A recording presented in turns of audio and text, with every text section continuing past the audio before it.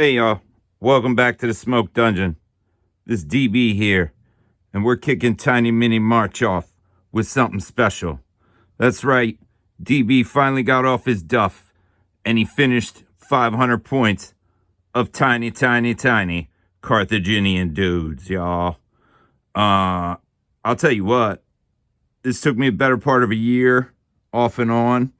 But this last month or so, the brushes have been out something fierce because it's been so goddamn cold. You couldn't do nothing. Colder than a well digger's ass, you know what I'm saying? But what that enabled me to do was finish this here army.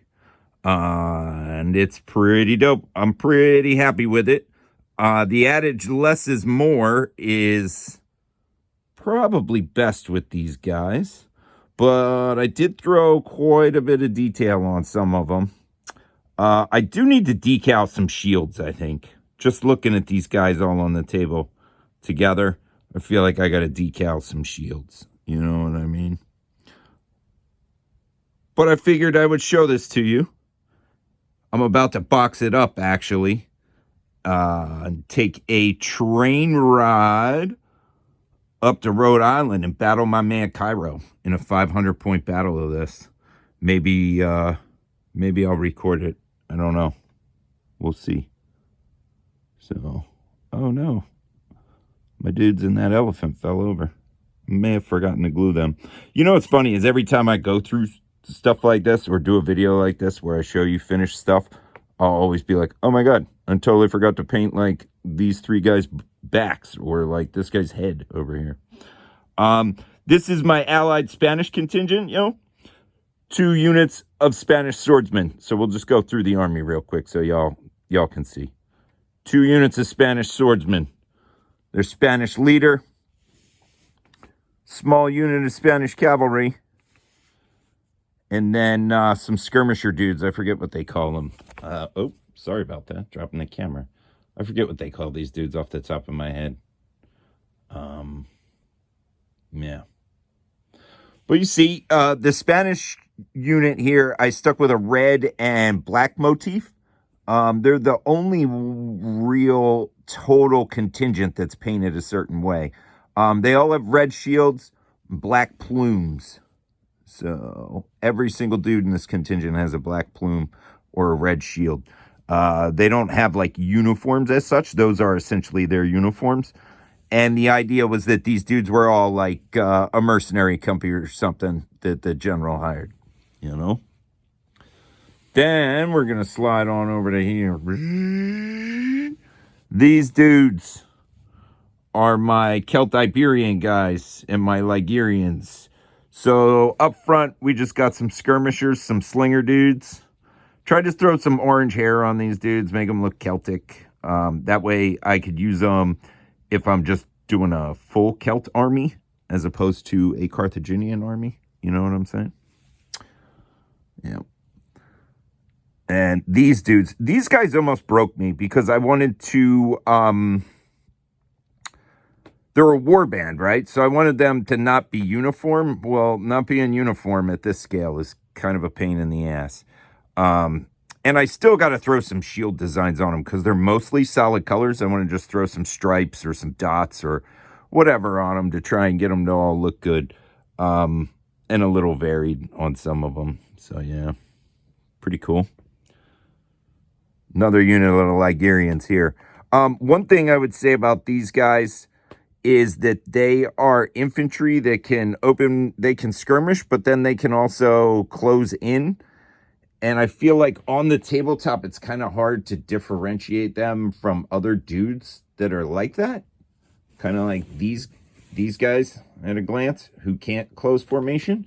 So what I would have done in retrospect, and I may do, is I may just add a few models to the base.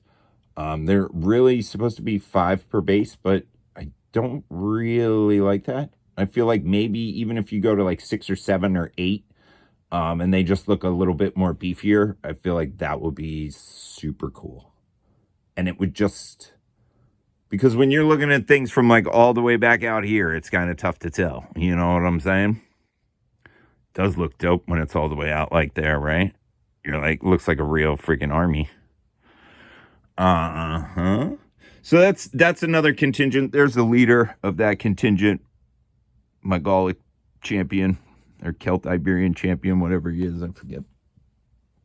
Then we move on to the main block of the army, and this is the Numidians and the actual Carthaginians. Looks like I bumped this dude. So these are my Carthaginian cavalry right here. Purple cloaks to make them stand out as Carthaginian. You see there's a couple of different versions of purple in there because I couldn't really settle on one. And I was like, whatever, fuck it. They're purple, right? Numidian archers, y'all. Numidian javelin skirmisher dudes. Yup. These dudes I use as Carthaginian levies. That's why they have purple on them, purple and black, two colors of Carthage. For me, anyway, the purple.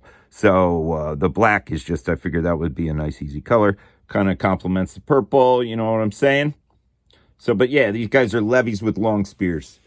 These are my two blocks of Carthaginian heavy infantry. These dudes are super easy to paint, kind of fun. You'll see I used only 3 or 4 shield colors on them. So that even though they're not totally, they're kind of uniform, they're not totally uniform, and I kind of dig that. These dudes are Allied Italian infantry. You see, I kind of like on their feathers and stuff. They were like white and red and black, and then I was like, you know what, I'm gonna put a few more colors in there. So there's a blue one, an orange one, whatever. Kept the shields really basic on those dudes too, but super cool, right? What do we got here? More Numidians. More Numidians. And then in the back, we got one of our generals. We got some Elefantes, you know. That one in the middle there, it looks like I didn't glue that guy down. So, yeah. Here's the sides of the elephants. Some of them have purple on them, on their cloths. The other one is green, and then I think there's blue on that one. Tried to mix it up a little bit, but keep them uniform. I don't know. Tried a couple different contrast grays. Most of this army is painted with contrast paints and then just metallic paints. Because I was not feeling, you know, painting a million little tiny dudes with regular paints. Numidian cavalry right there.